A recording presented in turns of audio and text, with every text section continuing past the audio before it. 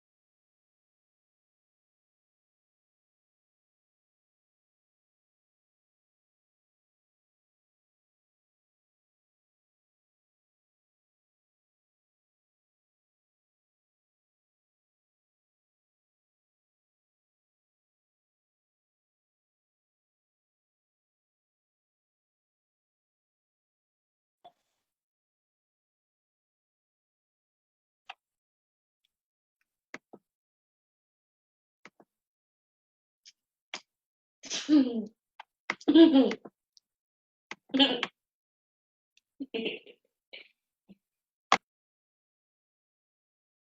don't know if Nikki, you're laughing or your child is laughing, but that was precious.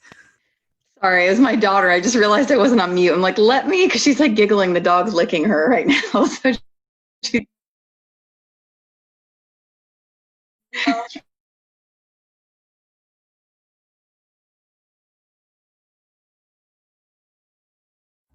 Hey, Nikki, I don't know if you changed some settings on our streaming, but hit me up over text real quick because there's just a little issue with Zoom here. Okay. I am going to be recording this though, and I think for the time being, Sheila, we can get started, and we can. I'm going to keep on trying on my side here. So I'll give a quick introduction. My name is Joe Russo. I'm the CEO of the Palm Beach Tech Association, and I'm joined here by Nikki Cabas, our Vice President of Development. And we're really excited to bring together the team from the Southern Group to talk a little bit about what government contracts are like here in the coronavirus era for technology companies. So with that, I'd like to introduce Sheela Vanhoose. She is a lobbyist with the Southern Group, specializing in education, and I'd like to think is a little bit of a fellow nerd based on some of our conversations before.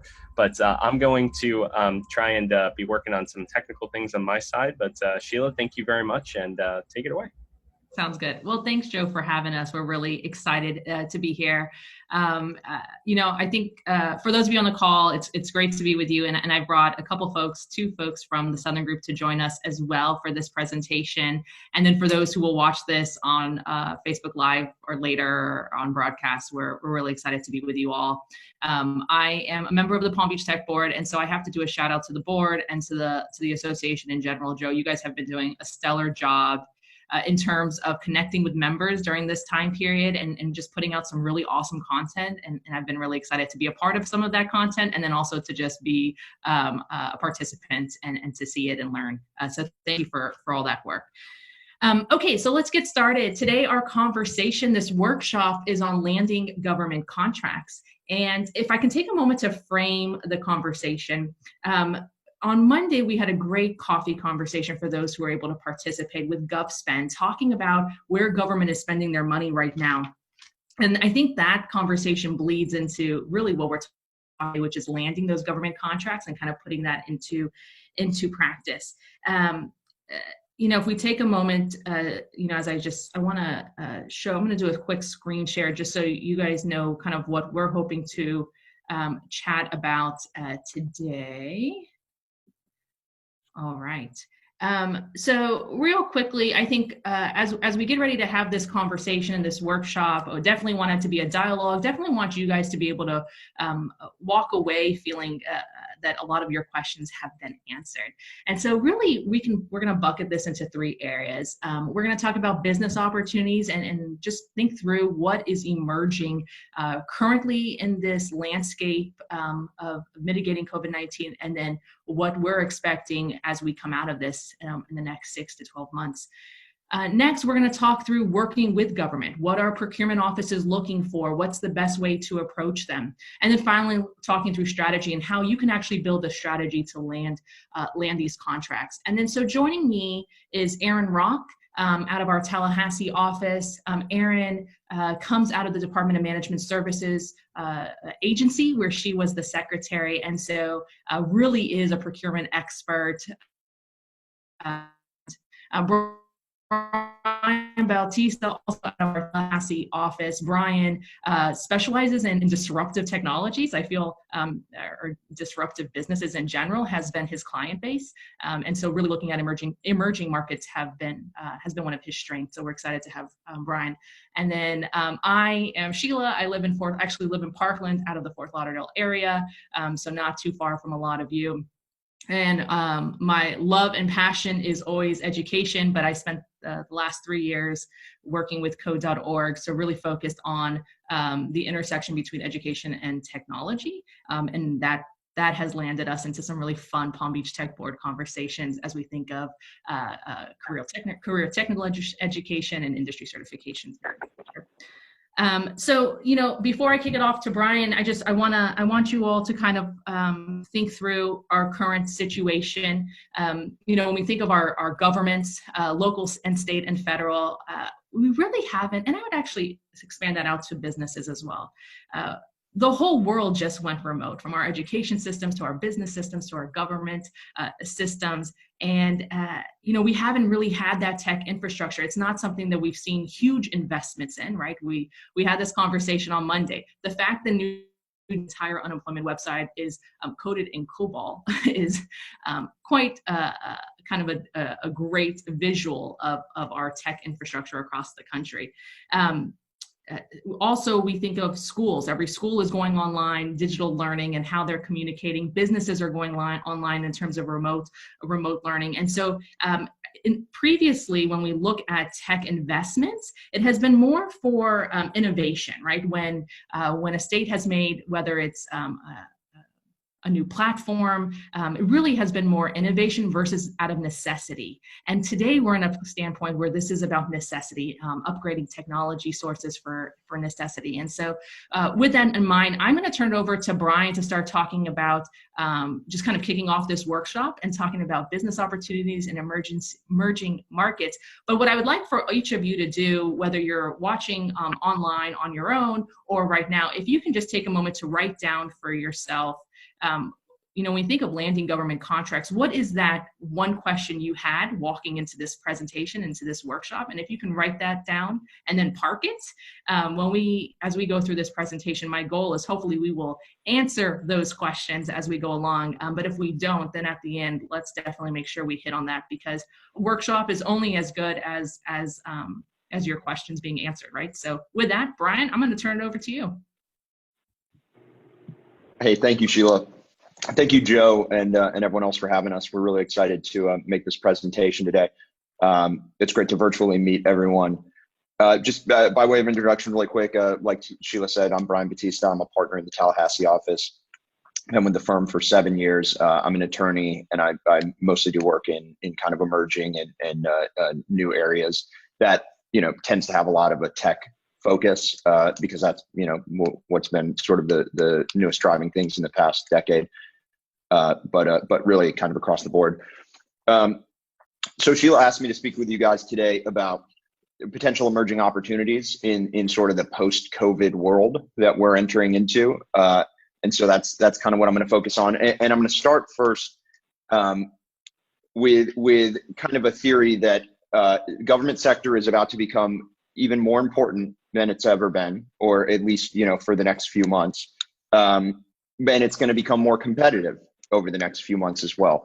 And the reason I say that is if we look at the situation that occurred around the Great Recession, you'll see that government spending and government contracts become a larger piece of the economy as the private sector, pulls their horns in a little bit, slows spending down a little bit.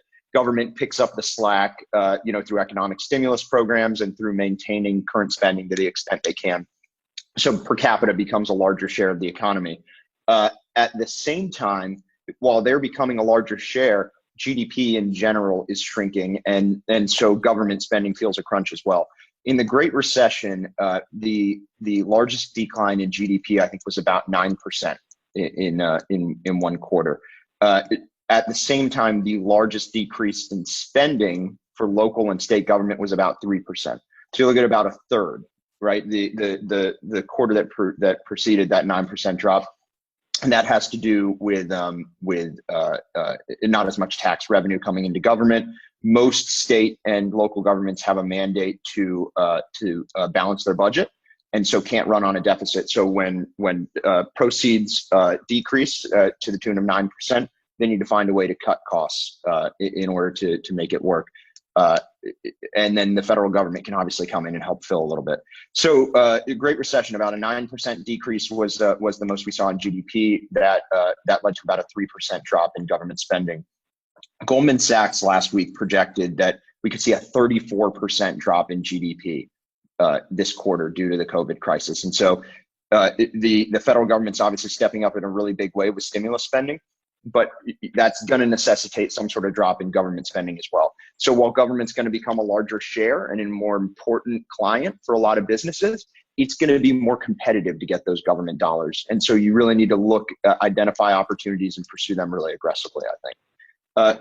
With that said, I'm going to touch on a few areas that we've identified that we think are going to be target rich in the next few months.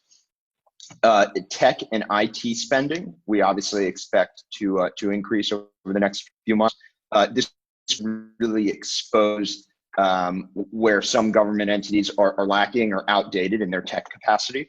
And so some areas where we think you're going to see RFPs and a willingness to spend are in integration of data and systems, well as just reaches tech for local governments, whether that's anything like that. I think you should see more folks trying to access them right now. We're seeing it sort of at the state level, and it's necessitating looking at and redoing some of these systems to work better.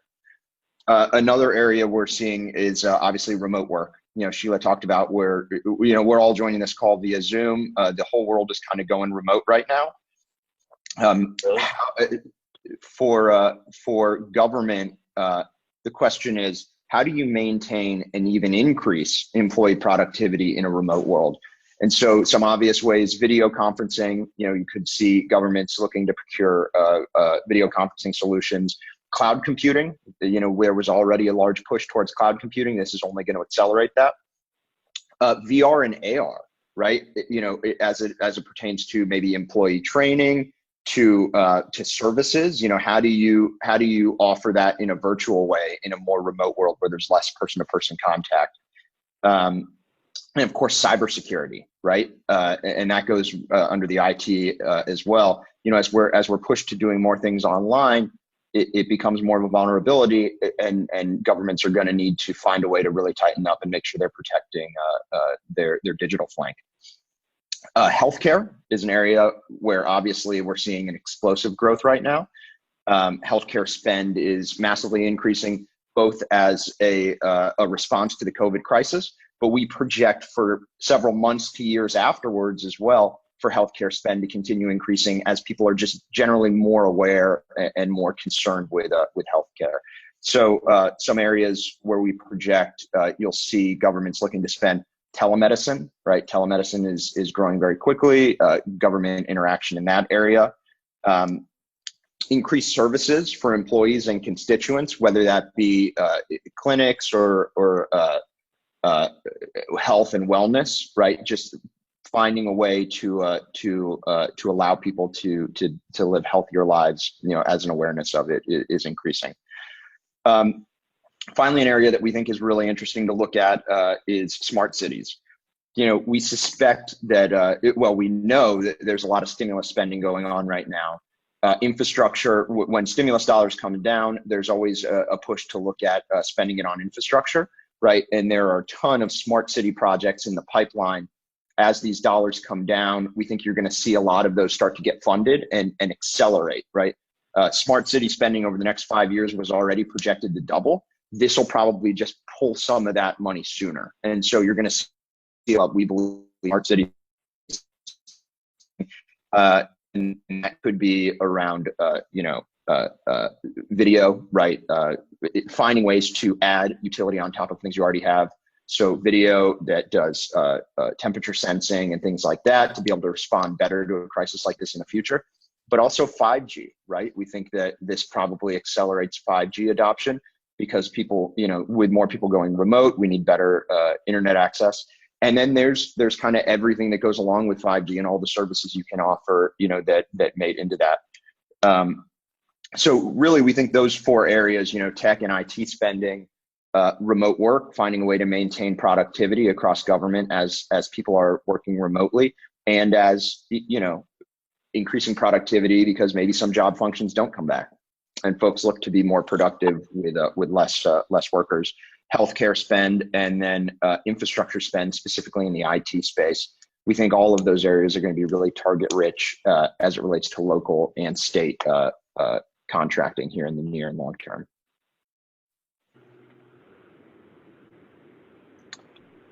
Thanks, Brian. So from there, let's transition, as we talk about these emerging markets and opportunities. Some of you actually might have a company that Brian just mentioned, so some things to think about.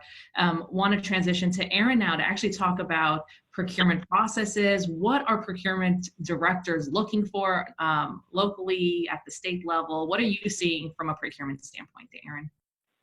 Sure. Good morning, everybody. Thanks for giving us this opportunity. It's great to meet you all virtually.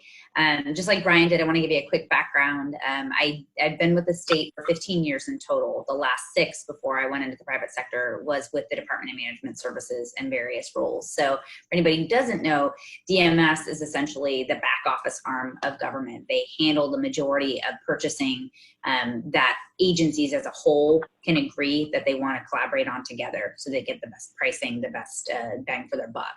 I don't have a background in procurement before I came to DMS, and since then I will probably never be able to let go of this knowledge. I found it that valuable over the course of this. So that's a little bit about me, and I do want to preface, I've got 2 elementary kids, a dog, a freaked out husband right behind this door over here. So if you hear loud banging, I will do my best to mute the line. But while I'm speaking, it is entirely possible that they will barge in or at least make a lot of noise to try to distract me. They're that kind of crew. So a little bit about procurement and the agency culture right now. For those of you who don't do a lot of purchasing with the state, every agency has its own unique purchasing culture. It's very much defined by the purchasing director and the agency head and the director of administration. So part of what we do in our role as a Southern Group is try to know all of those key components. Who are those people? What decisions are they making? How do they like to make those decisions? And we try to advise our clients about that. So one thing that's important to note is that even in times of emergency, that agency culture is going to shine through. And the manner in which agencies like to operate is just further exacerbated.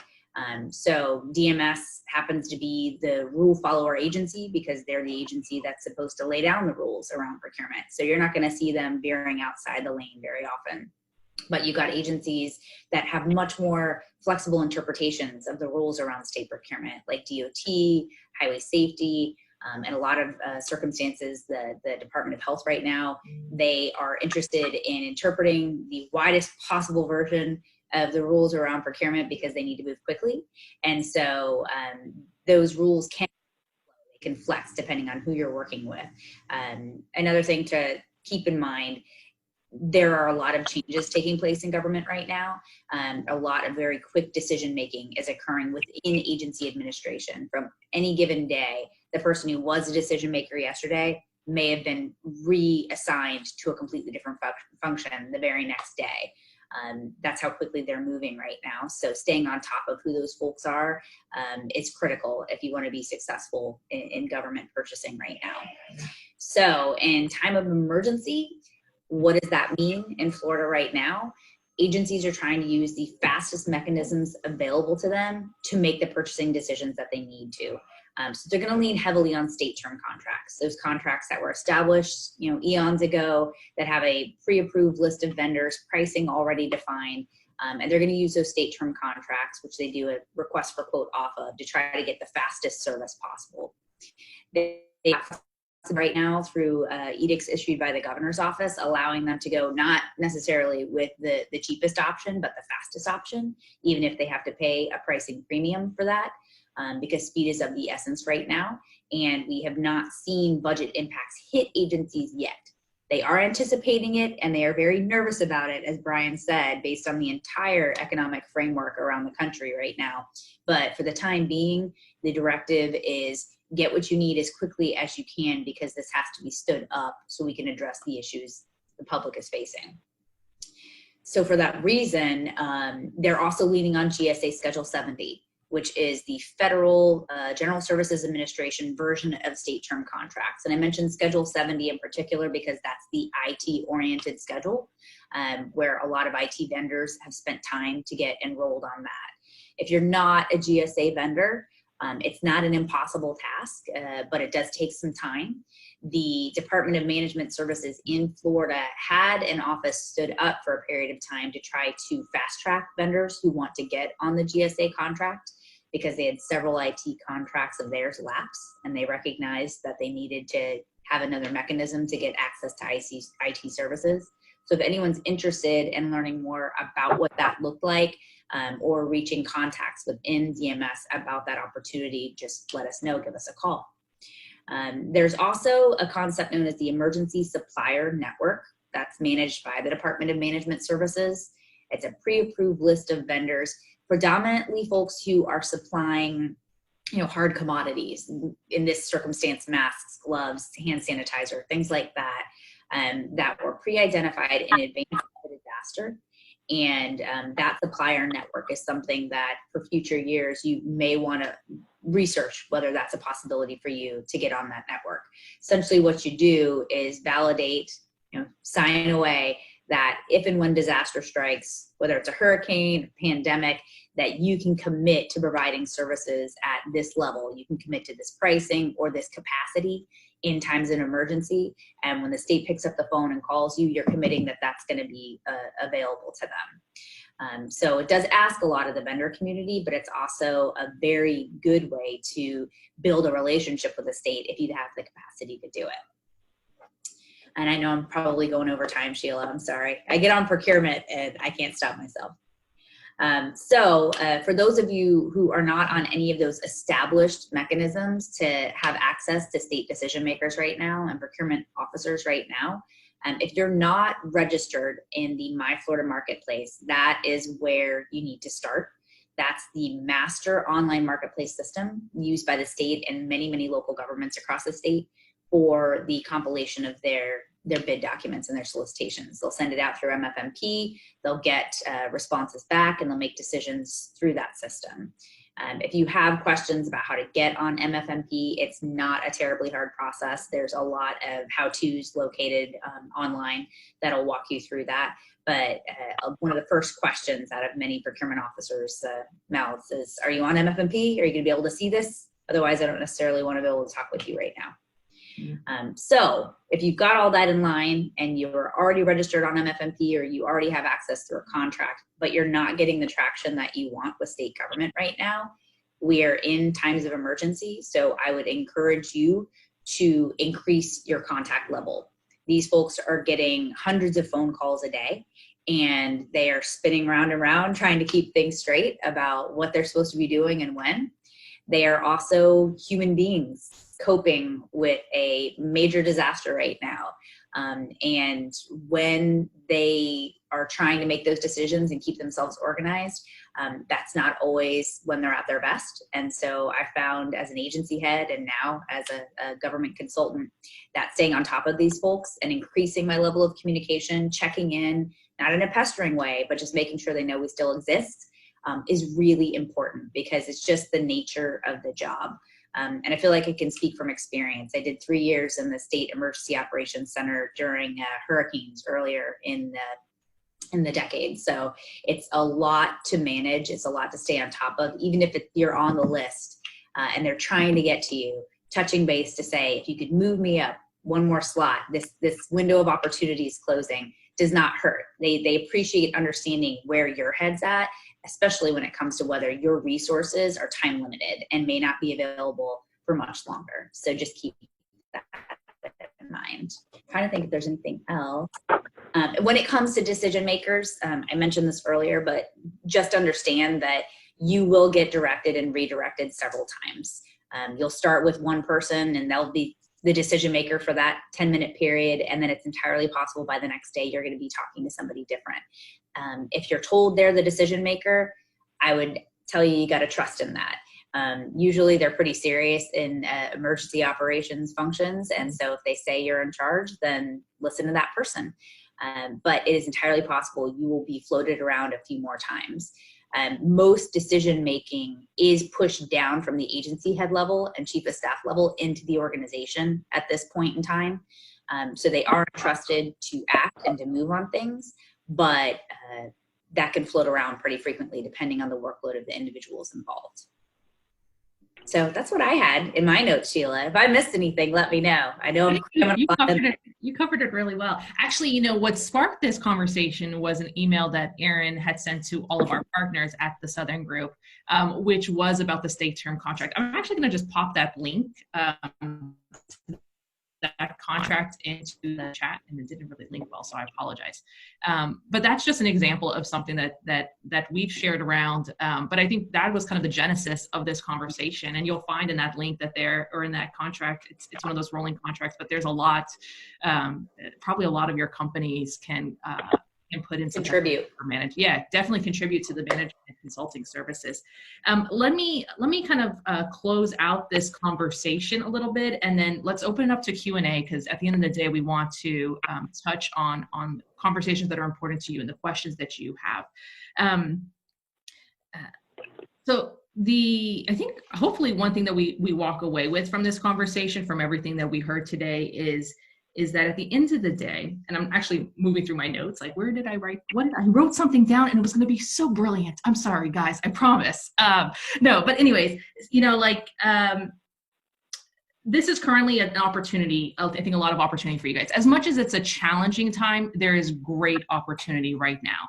It's challenging in that you might not be able to just walk into a city commission office and go talk to a CIO or into the state, right? There is that distance moment. But if you have strong relationships, it is gonna be very opportunistic for you, because we have folks sitting at home. It's such a different environment for our government employees. They're working remotely from home now as well, and they're having they're picking up the phone. We're finding legislators are picking up their phone much easier than when we're in session or when they're in the hustle bustle of going between events. And it's the same thing for a lot of our government contractors out there and government employees. So know that as difficult as this opportunity, or as difficult as this time period is, there is great opportunity for you all in this extremely challenging environment and times. What I would recommend, and one thing we talked about at the Southern Group, and we do it for our own team, is we create a relationship matrix. And I would encourage each of your companies to sit down virtually with all your employees and create that same relationship matrix. So maybe look at your local cities where your companies are headquartered and go through different employees within a city, maybe your commissioners, your city manager. Do that for the county, maybe for a region. Then look at the state as well, and sit down and see who has relationships and connections with these decision makers. And that'll make, I think, as you think of strategy and opportunities, that will help guide you a little bit of where you have strong relationships. Where can you pick up the phone or send a text message and really get the ball moving on a potential a contract. The other thing I hope you kind of gathered from this conversation is, at the end of the day, just like we don't know what we don't know, I would say the same thing for what's happening at the state level. We have a lot of great emerging technology out there, and maybe folks don't always know what's out there and what exists, right? And so there is always a great opportunity, even if there's not a contract or an RFP on the streets, to present your technology, to present your product, to present your service, and have a conversation and kind of sell that dream. I think there's always opportunity for that. So with that, let's pause and see if there are any questions. And I know I actually wrote down a question for both Aaron and Brian, but I will do my mandatory 10-second pause to let folks, if anyone has a question.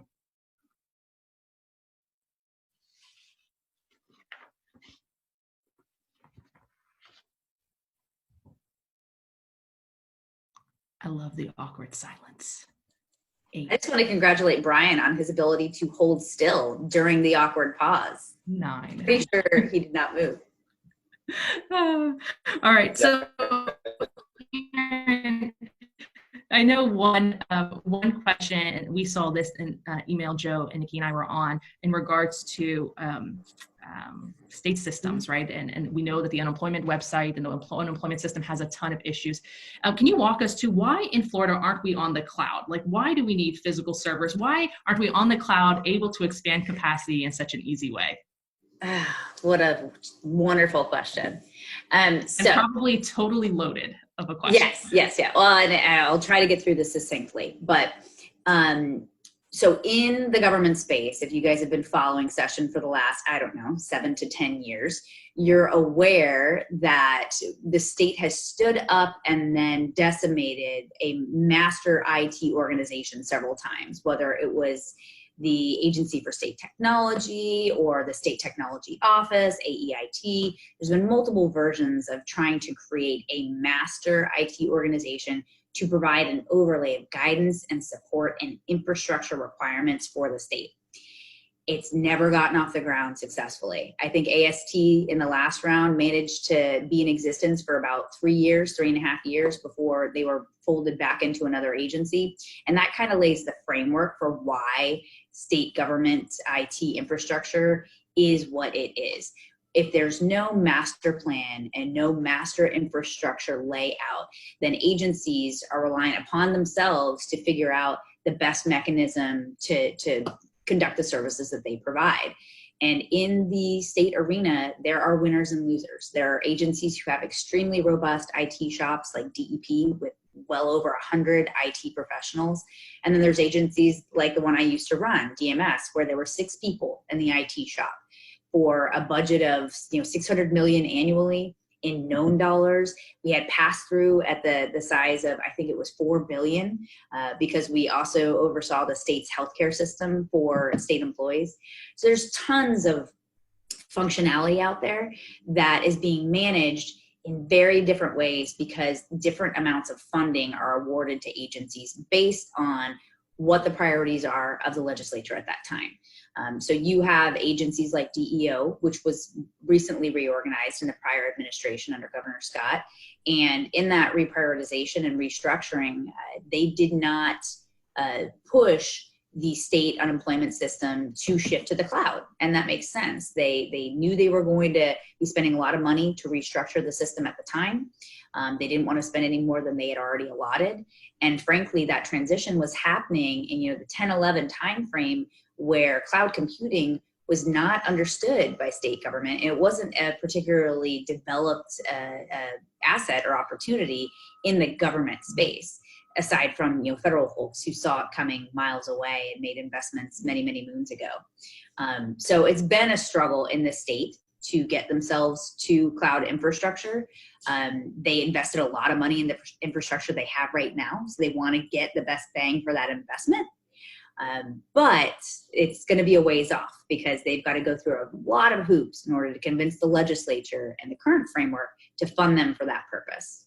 I hope that answers your question. Yeah, it does. Thanks, Erin. And we have a ton of questions that just came in on the chat room. So I'm going to give Brian and Erin an opportunity to read through those.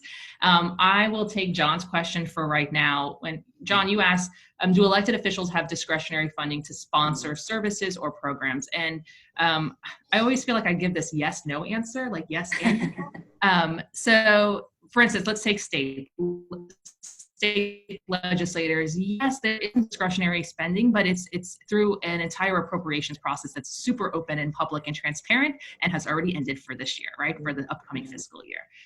At a local level, you have spending authority. So maybe your city manager, county administrators, they usually have spending authority. Same thing with superintendents at school districts. Don't forget, school districts are government entities as well. And each of those chiefs might have specific spending authority. Your superintendent will have spending authority. So it varies from kind of district to district. It varies from entity to entity. But yes, there will be some discretionary spending available. Brian, do you want to take Nikki's question? Yeah, that's fine. So Nikki asked, Nikki has seen some opportunities that are open to small businesses, but wants to know how you can verify that you're qualified as a small business or not.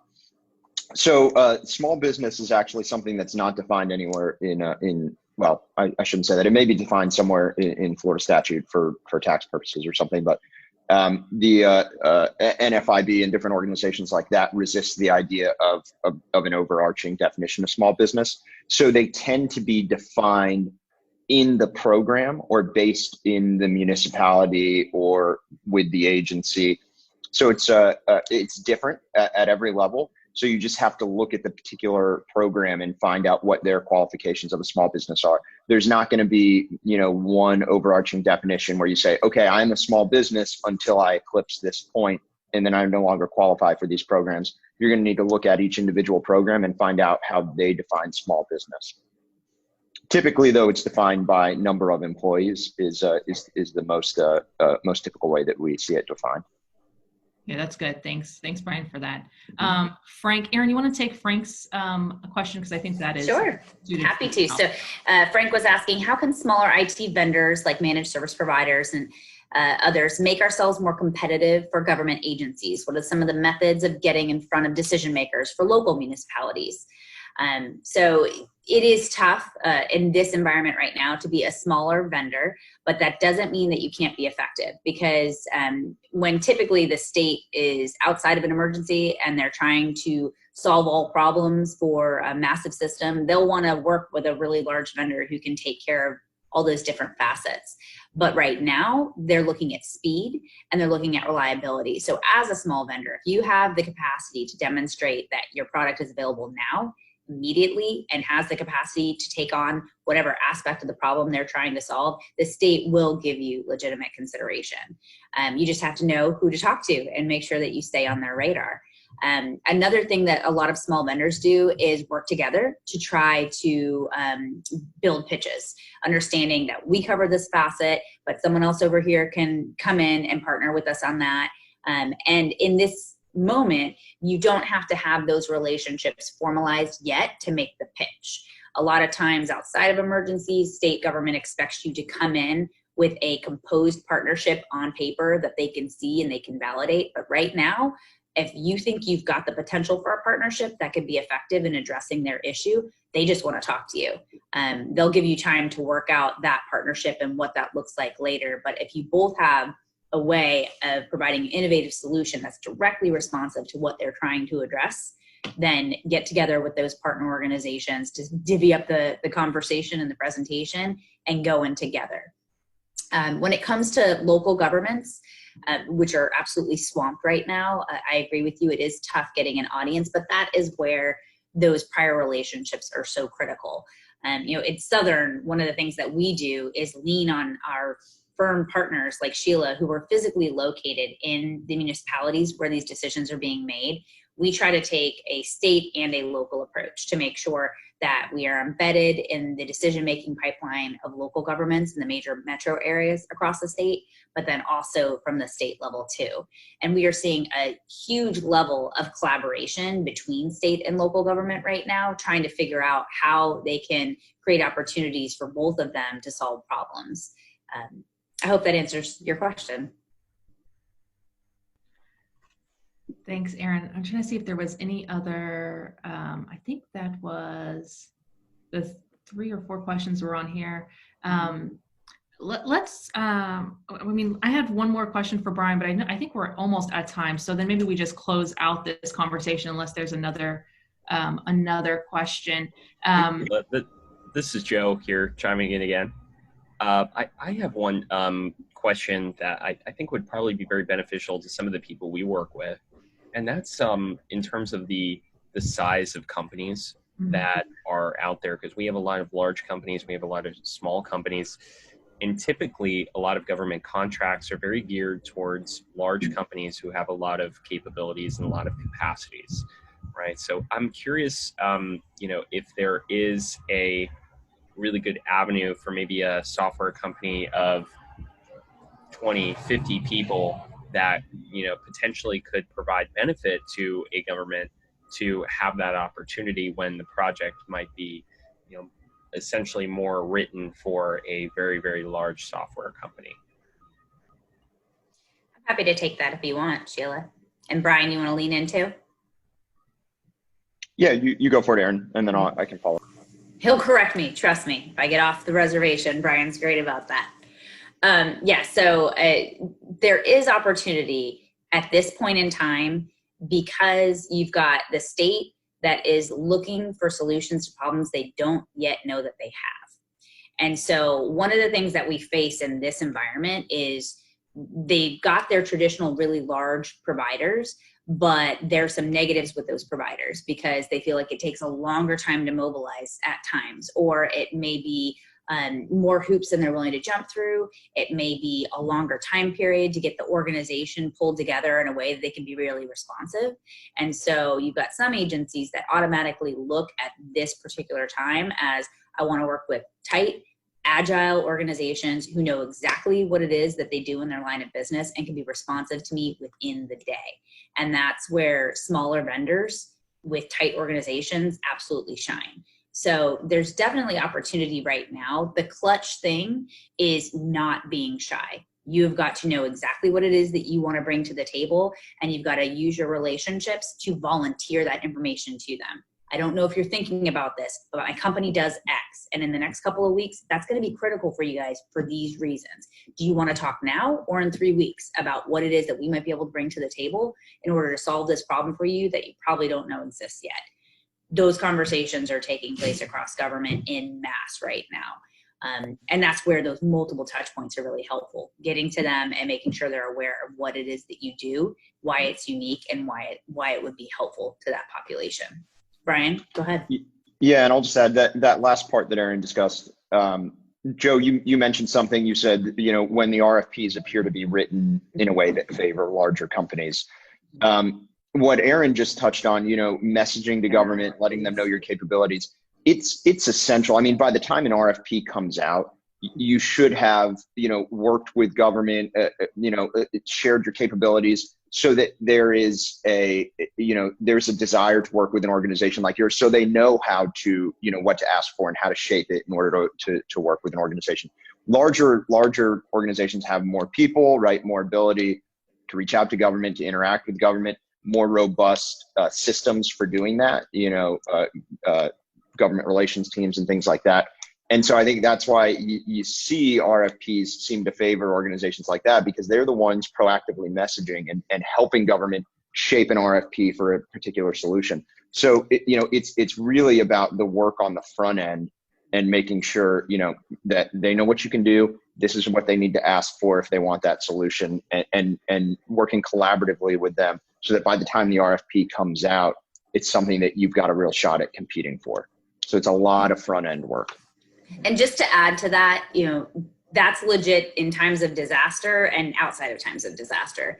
But there's also another wave right now where agencies are issuing RFPs because you've got a huge swath of state employees who are assigned to hey, keep things moving. We can't dedicate every resource to this disaster because when this is over, we're going to have done all these other things. So keep the trains on time, keep moving, and those RFPs are going to be going out the door. But when it comes to responding to this time and the issues that are unique to the pandemic, they're doing a lot of work via RFQ, request for quote, off of state term contracts or off of GSA, or they're picking up the phone and they're calling that emergency vendor listing. They are not necessarily engaging in the massive effort that is crafting a solicitation, vetting it through legal, pulling those things together and getting it out the door in a 4 to 6 week window. That's not necessarily happening right now. Agencies are focused on expediency. And so a lot of their immediate needs to be addressed related to this scenario right now are taking shape in a different kind of process, which is why those voluntary calls, especially at the local level, can be so effective. They don't know if they're going to issue an official solicitation. They don't know if they need to issue an official solicitation until they know what the problems are. And there's so much coming at them that it's really hard for them to process what those prospective problems are. As business owners who are professionals in your lanes of technology, you can foresee, you can predict what some of the issues might be coming down the pipeline for local government, and you should be speaking up about how you can solve those issues. They will take the opportunity to hear, okay, I didn't think about that. I didn't realize that was going to be an issue here in this county or in this jurisdiction. And we're going to want to figure out a solution. We're going to want to get a quote or something pulled together that gives us permission for emergency procurement on that. So at this day and age, do not hesitate to volunteer solutions and have the conversation. Understanding that RFPs are absolutely still happening, but a lot of decisions are also being kind of tossed out there willy-nilly. Yeah, that's great. That's great feedback, Erin. I think one thing to keep in mind is we're all in the same boat, right? In general, whether it's business or government, local, state, federal, everyone is kind of in the same boat. They're making updates to their websites, to their overall tech infrastructure. They're thinking through moving to the cloud and what that looks like, app development. There's so much opportunity. And I hope as you walk away from this workshop, you start to think a little bit strategically of where you fit in that puzzle, and where you can capitalize on those opportunities. Whether you're a big company or a small company, you can absolutely benefit from this moment in time. And also think about how businesses, when we return to normal, it is a totally different normal, right? And especially as more and more businesses sit on this, are starting to thrive in a remote environment, and they start to realize, hey, we can continue this, right? Or government starts to realize that they can't just make investments in technology solely because this is a cool gadget, but because they necessarily, it's a need, it's a necessity, and we have to think long-term. So I think forever, our environment and our landscape across the state is going to be drastically changed. And so start to think of those opportunities. I want to make sure that as you guys leave this presentation, I think the very first action item you should do, maybe two action items, to go on the state website, fill out, your state contract or GSA paper, like get those get those bids out and those requests and that information out there and start that ball. But I think the biggest thing you can do right now is, first step, create a relationship matrix. And I would be more than happy to help you guys kind of brainstorm, depending on where you are located regionally, where are some opportunities, and folks, help you create a list and check with your employee base, who has direct relationships, who's gone to dinner, breakfast, lunch, who knows some of these local decision makers. Maybe then check LinkedIn, and we can see where you have second and third kind of connections to make some cold calls. But I'd be more than happy to brainstorm with anyone at Palm Beach Tech those potential relationships you have. And I'd be remiss if I didn't mention, this is what Southern does. We're not a law firm that happens to lobby. We are a lobbying firm, and we do it exceedingly well. And if any of your businesses want to connect with us and strategize and partner a little bit further, we'd be more than happy to have those conversations and be thought partners and bounce ideas off of you. We have 7 offices across the state. So I think Erin had mentioned it before. We are paying attention to what's happening locally too. And we have some really strong relationships with our 26 lobbyists. I lose count. I don't know what number I am, but quite a few lobbyists across this great state. And you're number one in our heart, Sheela. Oh, thank you. Thank you. And, we represent some of the biggest brands like Disney and Darden and Apple, but we also represent some, smaller brands, Broward County Commission, right? Like that's like a big budget, but a smaller localized effort, or Putnam County Schools, rural school district that's really doing some great things. And so it's really been an honor and a pleasure to work with some amazing clients and to help see them through legislative and appropriations issues, but also through the procurement process. So with that, I think we are closing out. I don't know, Brian, Aaron, if you have any final goodbyes, but we are so appreciative this time to Joe, Nikki, thanks for setting this up. And when this goes on Facebook, I'll make sure to be present and answer any questions that come on that feed as well. Just want to say thank you. It's a great opportunity to hear from everybody and help lift any cloud that is over the state procurement process right now. Thank you, everyone. Thanks for your time. I hope everyone, is safe and healthy and sane. Yeah, and thank you all very much for being part of this. We're going to share this out online and preserve the recording here for anybody who wants to come back and see it. Again, apologies about not being able to. We want to get this broadcasted on social media today, but apparently there was a bug either with Zoom or Facebook that I've been researching here that just popped up last night. So this is the first time we're catching it. So apologize on that with the technical difficulties. It's always ironic when a tech organization has one of those. But, we appreciate all the input and the insight here, and we'll make sure to share that out for our members. Thanks, Joe. We appreciate you all. Have a good day, everyone. Bye.